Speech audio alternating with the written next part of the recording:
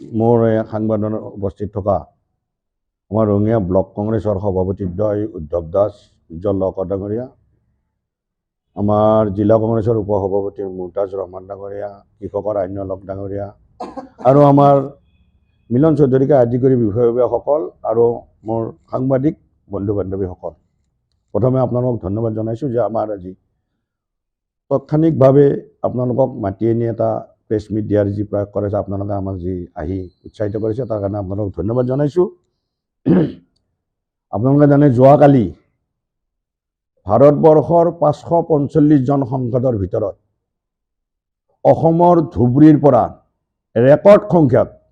প্ৰায় 10 লাখ ভোটতকৈ অধিক ভোটত নিৰ্বাচিত হৈ ভাৰতীয় সংসদ হিচাপে নিৰ্বাচিত হোৱাৰ পিছত 2001 চনত ভগ্ন অসমখনত, অৰ্থনৈতিকভাৱে ভাঙি পৰা অসমখনত তৰুণ গগৈ নেতৃত্বাধীন চৰকাৰখনক ৰাইজে যেতিয়া 2001ত মেণ্ডেট দিছিল, তাৰো এজন তেওঁ 2001 চনত চামগুৰি সমষ্টিৰ পৰা বিধায়ক হিচাপে নিৰ্বাচিত হৈ 5বাৰকৈ চামগুৰি সমষ্টিক বিধায়ক হিচাপে নিৰ্বাচিত হৈ সেই ভগ্ন অসমখনক, অৰ্থনৈতিকভাৱে ভাঙি পৰা অসমখনক তৰুণ গগৈ নেতৃত্বাধীন চৰকাৰক বিধায়ক হিচাপে আৰু মন্ত্ৰী হিচাপে তেওঁ যি এক পদক্ষেপ লৈ অসমখনক বিভিন্ন দেশত আগুৱাই লৈ গৈছিল, যোৱা লোকসভা সাধাৰণ নিৰ্বাচনত তেওঁ ধুবুৰী লোকসভাৰ পৰা নিৰ্বাচন খেলি অভিলেখ সংখ্যক ভোটত নিৰ্বাচিত হৈ তাৰপিছত যোৱাকালি তেওঁক এজন সাংসদক তেওঁ এটা বিশেষ অনুষ্ঠানলৈ গৈ থাকোঁতে দিনৰ 2:30মান বজাত তেওঁক মুখত কলা কাপোৰ বান্ধি কেইজনমান দুৰ্বৃত্তই যিমান দূৰ সম্ভৱ এইটো শাসকীয় পক্ষৰে এটা ৰাজনৈতিক ষড়যন্ত্ৰ কৰি তেওঁক মাৰধৰ কৰা হৈছে ৰাজহুৱা স্থানত দিন দুপৰত। আৰু সেয়াই নহয়, তেওঁৰ গৃহৰক্ষীকো পুলিচৰ ওপৰতো এই দুৰ্বৃত্তই বা ৰাজনৈতিক ছত্ৰছায়াত থাকি একাংশ দুৰ্বৃত্তই তেওঁলোকক প্ৰহাৰ কৰিছে। আৰু আজি এই বৰ্তমান অসমখনত অকল গণতন্ত্ৰ, ভাৰতবৰ্ষ এখন বৃহত্তৰ গণতন্ত্ৰৰ দেশ, য'ত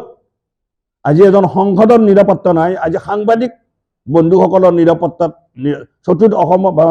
ভাৰতবৰ্ষৰ চতুৰ্থ স্তম্ভ, সাংবিধানৰ চতুৰ্থ স্তম্ভ সাংবাদিকৰো আজি নিৰাপত্তা নাই। আপোনালোকে জানে যোৱা উপনিৰ্বাচনত চামগুৰি সমষ্টিত ৰকিবুল হুছেইনৰ সংসদ নিৰ্বাচিত হোৱাৰ পিছত খালী হোৱা সেই বিধানসভা নিৰ্বাচনত তেওঁৰ ল'ৰা আমাৰ তানজিল হুছেইনে নিৰ্বাচনৰ সময়ত যেদিনাখন তেওঁ নমিনেশ্যন দিবলৈ ওলাইছিল, নমিনেশ্যনত অংশগ্ৰহণ কৰিবলৈ যোৱা কংগ্ৰেছৰ বিধায়কৰ গাড়ী ভাঙি দিয়া হৈছিল। তানজিল হুছেইন, ৰকিবুল হুছেইনে য'তেই যায়, কংগ্ৰেছ দলে য'তেই প্ৰচাৰ কৰে তাত কাজিয়াৰ সৃষ্টি কৰা হৈছিল। কংগ্ৰেছ দলৰ কাৰ্যালয় ভাঙি দিয়া হৈছিল, কংগ্ৰেছ দলৰ কৰ্মীসকলক আক্ৰমণ কৰা হৈছিল আৰু নিৰ্বাচনী বিধি উলংঘা কৰি কংগ্ৰেছ দলৰ কাৰ্যালয় ভাঙি দিয়াৰ পিছতো বিভিন্ন অভিযোগ অনাৰ পিছতো আজিলৈকে আমি কোনো ধৰণৰ ব্যৱস্থা লোৱা এইখন চৰকাৰৰ পৰা নাপালোঁ। আৰু যোৱাকালি আমাৰ এই সংসদজনক যি প্ৰহাৰ কৰা হ'ল, কোনোবা ব্যক্তিয়ে যেটা ৰাজহুৱা স্থান ভিডিঅ' কৰি এই ভিডিঅ'টো সম্পূৰ্ণ সম্প্ৰচাৰ বিভিন্ন মিডিয়াই সম্প্ৰচাৰ কৰাৰ পিছতো দোষী ব্যক্তিক এতিয়ালৈকে কোনো ধৰণৰ পদক্ষেপ, তেওঁলোকক শাস্তি বা ধৰি কোনো ধৰণৰ শাস্তি দিয়া হোৱা নাই। এইখন ৰাজ্যত বা দেশত আজি গণতন্ত্ৰৰ প্ৰতি এক ভাবুকি আহিছে আৰু আমাৰ এজন সাংবাদিক আজি মহিলাৰ ওপৰত অত্যাচাৰ ইত্যাদি কোনো ধৰণৰ আজি প্ৰশাসনৰ পদক্ষেপ নাই। আজি দিন দুপৰতেই সাংসদক মাৰপিট কৰা ঘটনা আদি কৰি আজি আমাৰ এই চৰকাৰৰ দিনত সাধাৰণ মানুহে কি নিৰাপত্তা পাব যে আজি দেশত এজন সংসদৰ নিৰাপত্তা নাই, বিধায়কৰ নিৰাপত্তা, সাংবাদিকৰ নিৰাপত্তা নাই। আমি এনে ঘটনাক তীব্ৰ ভাষাৰে